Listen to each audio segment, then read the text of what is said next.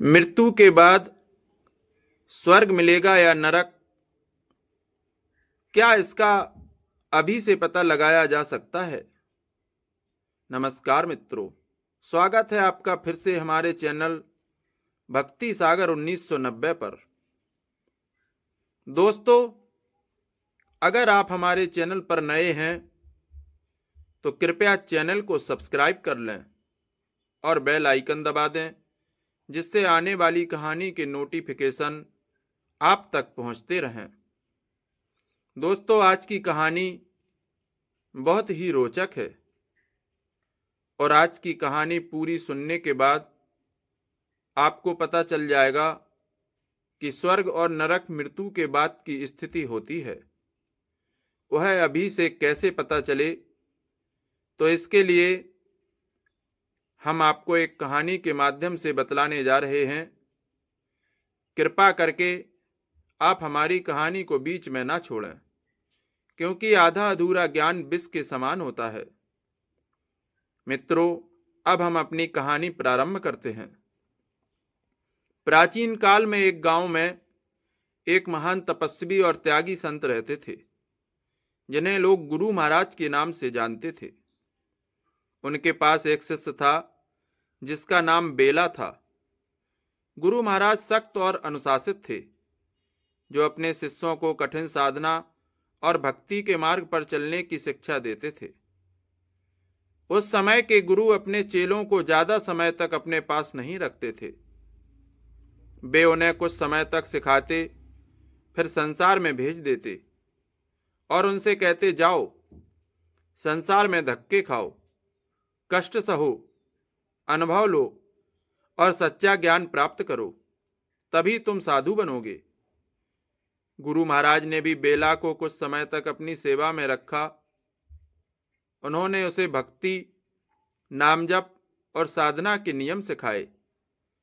फिर एक दिन उन्होंने बेला से कहा, बेला, अब तुम जाओ संसार में घूमो, फिरो, अनुभव लो, 4 धाम सप्तपुरी, पूर्व पश्चिम उत्तर दक्षिण सब जगह पैदल घूमो।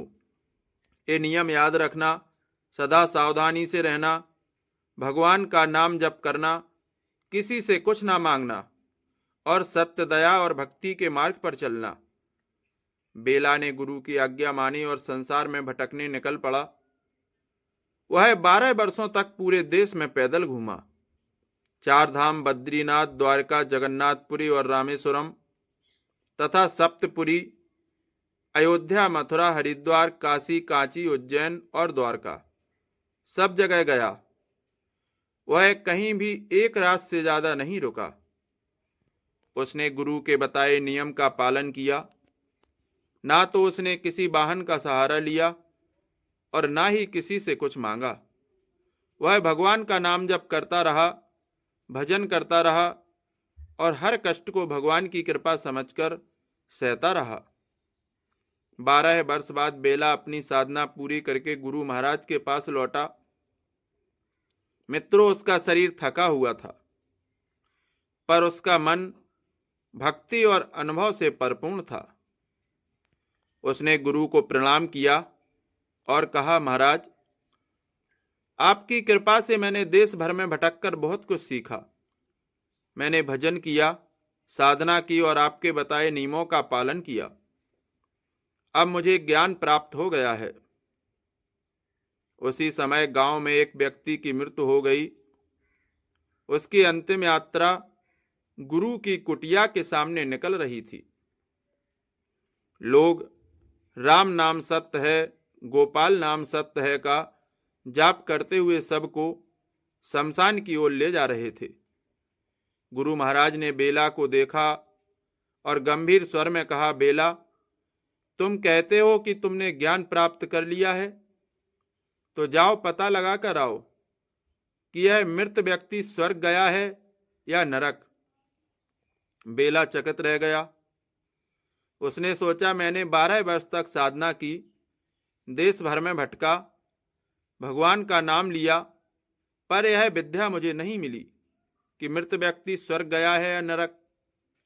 वह घबराया हुआ गुरु के सामने खड़ा रहा। उसने विनम्रता से कहा, महाराज, मुझे यह ज्ञान नहीं है, कृपया आप ही बता दीजिए। गुरु महाराज का स्वभाव सख्त था।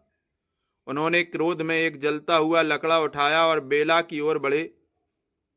चिल्लाकर बोले, इतने वर्षों तक साधना की और तुझे यह भी पता नहीं चला कि मृत व्यक्ति स्वर्ग गया या नरक? जा पता लगा कर आ, नहीं तो मेरा मुंह मत देखना। बेला डर गया और भाग खड़ा हुआ। उसे डर था कि गुरु की कृपा न छिन जाए। उसने सोचा, गुरु महाराज तो साक्षात नरसिंह भगवान है, अब मुझे यह रहस्य जानना ही होगा। बेला फिर से घूमने निकल पड़ा। वह कई वर्षों तक गांव-गांव, नगर-नगर भटका। उसने संतों, महात्माओं और विद्वानों से पूछा, महाराज बताइए, मृत व्यक्ति स्वर्ग गया या नरक, इसका पता कैसे लगे? पर कोई भी उसे संतोषजनक उत्तर नहीं दे सका।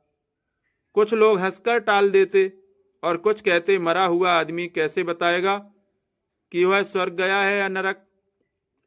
यह तो अनुमान की बात है। बेला बहुत निराश हो गया। 4-5 वर्ष बीत गए पर उसे जवाब नहीं मिला। वह थक गया, भूखा प्यासा रहने लगा, पर उसने हार नहीं मानी। एक दिन थककर चूर चूर हो गया बेला एक नगर के पास पहुंचा। वहां उसे एक छोटा सा सरोवर, एक बगीचा दिखा। बगीचे में एक छोटा सा घर था। बेला ने सोचा, रात हो चुकी है, अब यहीं रात काटनी होगी। उसे पता नहीं था कि यह बगीचा एक वेश्या का था, जो दिन में वहां आकर बैठती थी। उसका घर बगीचे के पीछे था। बेला ने सोचा, चाहे यह जगह किसी की हो, मुझे तो एक रात काटनी है। वह रात भर उस बगीचे में बैठकर राम राम का जाप करता रहा।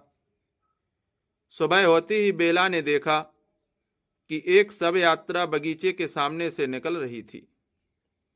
लोग राम नाम सत्य है का जाप कर रहे थे। तभी वेश्या ने अपनी बेटी से कहा, बेटी जा पता लगा कि यह मृत व्यक्ति स्वर्ग गया है या नरक।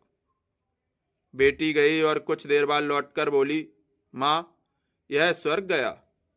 वेश्या ने कहा, ठीक है, बहुत अच्छा। बेला यह सुनकर चकित रह गया।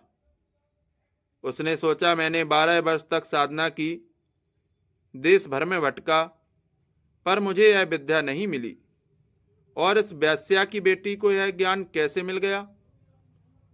कुछ देर बाद एक और शव यात्रा निकली। इस बार ढोल नगाड़े बज रहे थे। वेश्या ने फिर अपनी बेटी से कहा, जा पता कर कि यह व्यक्ति स्वर्ग गया या नरक। बेटी लौटी और बोली, मां, यह नरक गया। अब यह जानने की बेला की जिज्ञासा अब चरम पर थी। उसने सोचा, यह मेरी मंजिल पूरी करने का अवसर है। यह वेश्या और उसकी बेटी ही मेरी गुरु हैं। वह बिना किसी संकोच के वेश्या के पास गया और उसे दंडवत प्रणाम किया। वेश्या चौंक गई और बोली, महाराज, आप क्या कर रहे हैं? मैं तो एक वेश्या हूं और आप मुझे प्रणाम कर रहे हैं। बेला ने कहा, माता, मेरे गुरु महाराज ने कहा था कि ज्ञान प्राप्त करके आओ। आपने अपनी बेटी से पूछा और उसने बता दिया कि एक व्यक्ति स्वर्ग गया है और दूसरा व्यक्ति नरक। यह विद्या आपको और आपकी बेटी को कैसे मिली? कृपया मुझे बताएं।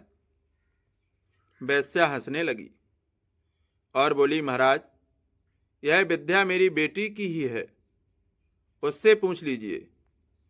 बेला ने वेश्या की बेटी से पूछा, बेटी, तुमने कैसे जाना कि पहला मृत व्यक्ति स्वर्ग गया और दूसरा नरक गया? वेश्या की बेटी ने सरलता से उत्तर दिया, महाराज, यह बहुत सीधी बात है। पहली शव यात्रा में लोग रो रहे थे। वे कह रहे थे, यह बहुत अच्छा इंसान था, इसने कभी पर कभी गुस्सा नहीं किया, दीन दुखियों की सेवा की, सबके काम आया, सदा सत्य बोला। और भगवान से प्रेम करता रहा। इसकी भलाई ने हमें भी अच्छा बनाया, और यह कुछ दिन जीवित रहता तो कितना अच्छा होता। जब लोग उसकी आवश्यकता का अनुभव कर रहे थे तो मैंने समझ लिया कि इसकी यहाँ जरूरत थी, जिसकी भगवान के धाम में भी जरूरत होगी। इसलिए वह स्वर्ग गया। दूसरी शव यात्रा में लोग सिर्फ दिखावे के लिए जा रहे थे। वे कह रहे थे, अच्छा हुआ यह मर गया। यह सबको परेशान करता था। यह नगर का कांटा था, जिसकी यहाँ कोई जरूरत नहीं थी, जिसकी वहां भी जरूरत नहीं होगी। उसने बुरे कर्म किए, दूसरों को दुख दिया, इसलिए वह नरक गया। शास्त्रों में लिखा है, दुख दीने दुख होत है, सुख दीने सुख होए। जिसने यहाँ सुख बांटा वह भगवान की गोद में गया, जिसने यहाँ दुख बांटा वह नरक में गया। यह देखकर बेला की आंखें खुल गईं। उसने कहा, माता, तुमने मेरे गुरु का आदेश पूरा कर दिया। तुमने मुझे वह ज्ञान दे दिया जिसके लिए मैं बरसों भटकता रहा। वह तुरंत अपने गुरु महाराज के पास लौटा और उन्हें सारी बात बताई।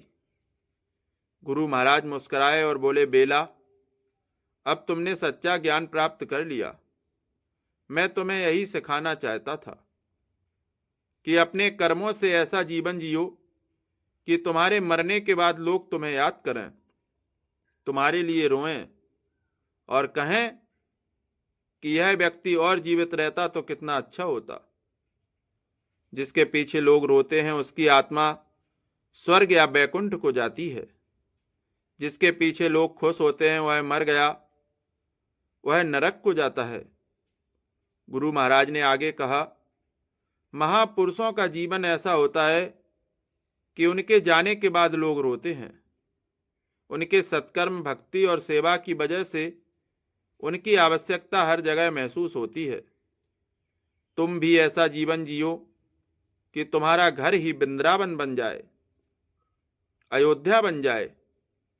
अपने घर में भगवान का भजन करो, कथा कीर्तन करो, संतों का सानिध्य लो। उन्होंने यह भी कहा, जन्म लेना हमारे हाथ में नहीं, पर मृत्यु के समय का स्मरण और कर्म हमारे हाथ में है। मलमूत्र त्याग के लिए भी व्यक्ति सोचता है कि सही जगह पर करें, तो देह त्याग जैसी तैसी जगह क्यों? श्रीधाम, वृंदावन, अयोध्या, चित्रकूट, काशी या गंगा यमुना के तट पर देह त्यागो, संतों के बीच देह त्यागो।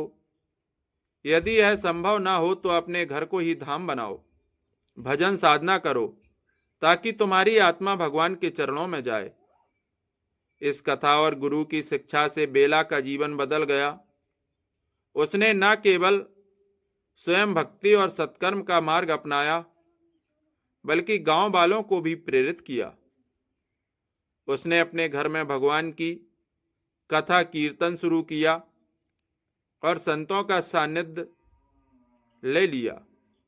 गांव में भक्ति का माहौल बन गया और लोग स्वर्ग नरक की गति को समझने लगे। मित्रों, आज की कहानी हमारी यहीं संपन्न हुई। तो कृपया एक लाइक करें और अपने मित्रों और परिवारजनों को शेयर अवश्य करें और कमेंट में जय श्री राम लिखना ना भूलें।